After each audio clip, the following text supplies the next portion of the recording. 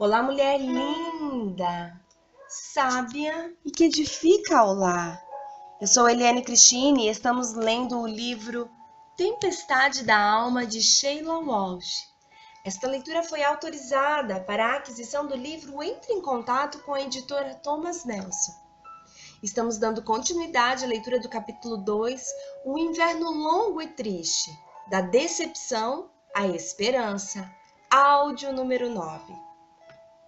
Pai, eu oro pela amiga que me ouve, que a sua esperança esteja no Senhor, que a assiste em meio às suas fraquezas e a fortalece em sua fé, para que ela possa não tropeçar. No Senhor, ela pode dizer: diga ao fraco, eu sou forte. Eu oro em nome de Jesus. Amém. Uma virada na maré. Entretanto, tenho uma pergunta para você e também para mim. Como tudo isso pode acontecer? Como passamos da noite mais escura, da decepção para a esperança profunda que Paulo descreve? Ou será que temos de fazer uma viagem longa e penosa para começar a vislumbrar a esperança apontando no horizonte? Raramente ensinamos sobre decepção na igreja. E para piorar as coisas, nossa cultura tem pouco conhecimento para lidar com esse sentimento. Não me leve a mal. Eu amo os Estados Unidos. Amo o modo como essa nação apoia seus heróis e celebra a pátria. Amo o modo como são distribuídas oportunidades infinitas para as pessoas se destacarem aqui. Mas me preocupo com o perigo oculto entre todas as belezas e oportunidades. Esquecemos de ensinar as pessoas a conviver com a realidade da decepção. Esse conhecimento não vem naturalmente. Quando falhamos em aprendê-lo, podemos nos sentir tentados a jogar a toalha diante do primeiro sentimento de dificuldade. Ou pior ainda, podemos perder semanas, meses e até anos da nossa vida tentando nos recuperar de algo que tememos poder nos destruir. Até as tempestades se acalmarem, nós vemos que Cristo está no controle da situação. Não importa como as coisas tenham nos parecido ou quais sentimentos tenham produzido em nós. Embora a decepção nos machuque, a dor não tem de se tornar nossa inimiga.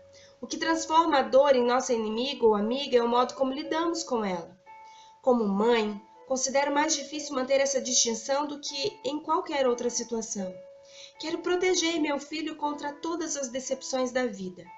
E mesmo assim, quando tento, acabo causando um grande prejuízo a ele, porque a decepção faz parte da vida. Quando nós falhamos em admitir esse fato, tendemos a ver a decepção como um desastre, e não como uma chance de aprender e crescer, um caminho para a esperança real. Por esse motivo, devemos aprender a reconhecê-la como uma virada da maré, e não como o fim de uma jornada. Nem todas as decepções são monumentais, como parecem à primeira vista, e às vezes as pequenas decepções são as que mais nos desesperam. Um espinho em vez de uma ferida aberta. Tive de aprender esta última lição 1000 vezes. Na primeira vez, em 2012, entrei para os vigilantes do peso. Queria perder 9 quilos. Isso talvez não fosse muito para algumas pessoas, mas era o suficiente para ditar o que eu podia e não podia usar do meu armário. Eu não sabia se esse programa funcionaria tão bem para mim, já na casa dos 50, quando funcionara na casa dos 40, mas decidi tentar.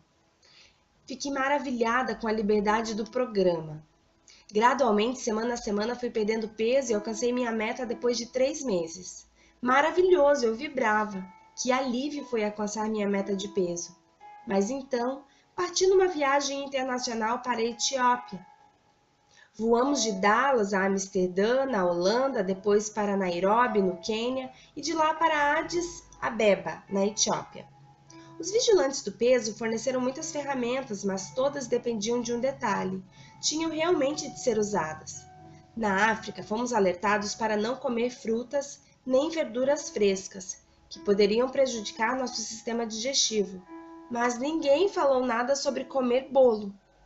Em seguida, voamos para Londres para nos unirmos a Bob Houston e Christine Kane na Hillsong, Austrália, uma conferência de mulheres. Saímos para tomar um chá da tarde quando nossos anfitriões nos ofereceram um prato de scones caseiros com creme Bem que seria tão deselegante para recusar. Você já podia imaginar o resto da história. Um a um, os quilos que eu perdera foram lentamente sendo recuperados. E eu os chamo de quilos correios, pois vem com o endereço de origem. Voltando à vida real, eu estava às voltas com o especial de Natal em que eu seria anfitriã em um show transmitido por rádio e televisão nos Estados Unidos e em outras partes do mundo. Mas continuava pesando na semana que vem. Se eu começar na próxima semana, terei um mês inteiro para encolher. Nem preciso dizer que quando assisti ao show no computador de minha casa, minha aparência me deixou descontente. O camarim quente demais e a roupa justa demais conspiraram para me fazer parecer um grande e suado monstro de neve. Decepcionante. Infelizmente, nem toda decepção é tão banal e fácil de consertar. A realidade pode ser muito, muito mais cruel. Talvez você conviva há anos com uma decepção. Eu costumo viajar pela Europa com minha banda e o inverno é a pior época para visitar alguns países no norte da Europa. Se você for para a Noruega, por exemplo, verá apenas 1 hora de luz do dia. A escuridão é eterna e implacável. Talvez seja o modo como você se sente. Você ora e ora até não ter mais palavras para dizer. Olha para as pessoas ao seu redor e vê suas vidas em ordem. Claro, elas também têm os próprios momentos de luta, mas não como os seus. Penso em uma mulher que há 14 anos vem anualmente me ouvir falar. Olho para ela em meio à multidão quando vou à cidade em que vive e depois encontramos um lugar tranquilo para conversar. Sua luta obstinada pela saúde a deixa debilitada. Às vezes ela escreve algumas linhas para mim no Facebook ou no Twitter, apenas dizendo: ore por mim, por favor, sinto que estou perdendo a esperança. Oro de boa vontade e ofereço todas as palavras de encorajamento que posso, mas tenho consciência de que pouco posso fazer para minimizar as decepções diárias que ela enfrenta na vida. Eu luto com isso. Não tenho versículos nem palavras celestiais de discernimento que ofereçam uma solução rápida, tampouco uma poção mágica para fazer sua dor sumir.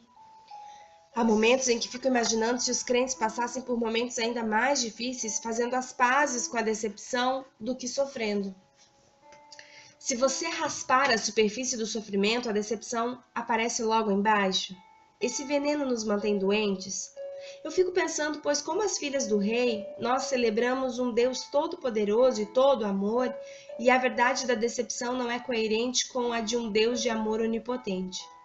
Vamos imaginar que você tem um filho que abandonou a fé. Toda noite você se ajoelha e implora a Deus para trazer seu filho para junto dele novamente. Você ora dia sim e outro também, semana após semana, um mês após o outro. E nada acontece. À primeira vista, parece que lhe resta o seguinte dilema: Deus é amor, mas meu filho não volta para casa, então Deus não pode ser poderoso. Ou, Deus é poderoso, mas meu filho não voltou para casa, portanto Deus não pode ser amor. A questão complica ainda mais quando você soma o fato de que algumas pessoas que oram recebem exatamente o que pedem, via Sedex 10. Então o que isso significa? Deus tem favoritos? Quando comparamos vidas, parece difícil acreditar que o Deus do universo ama cada um de nós com o mesmo amor impetuoso e apaixonado. E quando não acreditamos que Ele igualmente ama a todos nós, então lutamos para acreditar nele mesmo assim. Como escreveu Herman Melville, o motivo que leva uma multidão a temer a Deus e uma minoria a não rejeitá-lo é a descrença do coração dele e crença de que ele é todo cérebro como um relógio. Certamente, é um desafio para a nossa fé sustentar essas duas verdades como sendo absolutas, apesar da contradição evidente. Deus é todo-poderoso e Ele é amor puro e insolúvel. Mas Ele não é um gênio que aparece quando esfregamos a lâmpada mágica e concede 3 desejos. Se você estivesse passando por uma fase de profunda decepção, o inimigo faria você crer na mentira de que Deus não a está ouvindo e nem se importa com você. Ele apontaria as circunstâncias dolorosas e as apresentaria como evidência irrefutável. Como filhas do rei, não podemos viver assim. Temos de sustentar a verdade da palavra de Deus, acima de nossos sentimentos desesperados de decepção, tendo em mente que Ele se importa e nos ama mais profundamente do que jamais saberemos. Uau! Glória a Deus! Sabe, nós não podemos nos comparar com a vida de quaisquer outras mulheres. A nossa vida, ela é singular na presença de Deus. A nossa identidade é única, a nossa marca, a nossa expressão digital é única, não existe nenhuma outra no universo. Então isso significa que quando você tiver que se comparar com alguém, você deve o fazer com Jesus, que é a imagem e semelhança de Deus, até você produzir através da palavra de Deus que vai enchendo o teu coração, através de uma vida de oração, o modelo do caráter de Cristo em você, até que Cristo esteja formado no teu interior, até que você seja essa mulher que teme ao Senhor de todo o teu coração e que não se baseia naquilo que você vê ao teu redor, nas circunstâncias, nas decepções, nas mazelas da tua vida. Não, os teus olhos eles devem estar então fitos no Senhor, no autor e consumador da vida, naquele que é poderoso, naquele que é todo amor, naquele em que tem um amor infinitamente maior do que você pode imaginar pela tua vida, pois ele deu o seu filho ao seu resgate. Então pare de olhar só para a decepção.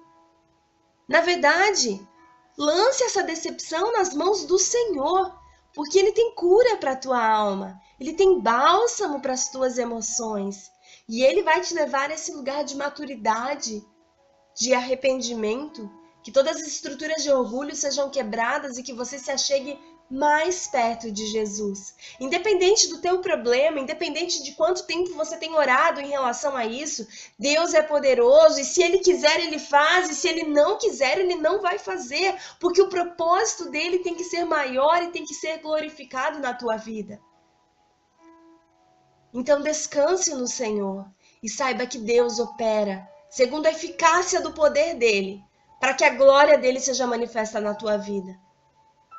Se ele diz sim ou se ele diz não, ele continua sendo Deus. Se ele diz espere, ele continua sendo Deus. Então continue na presença dele e se fortaleça ainda mais e beba ainda mais dessa fonte que é inesgotável e que jorra sobre a sua vida como um verdadeiro manancial. Um grande beijo e até o nosso próximo áudio.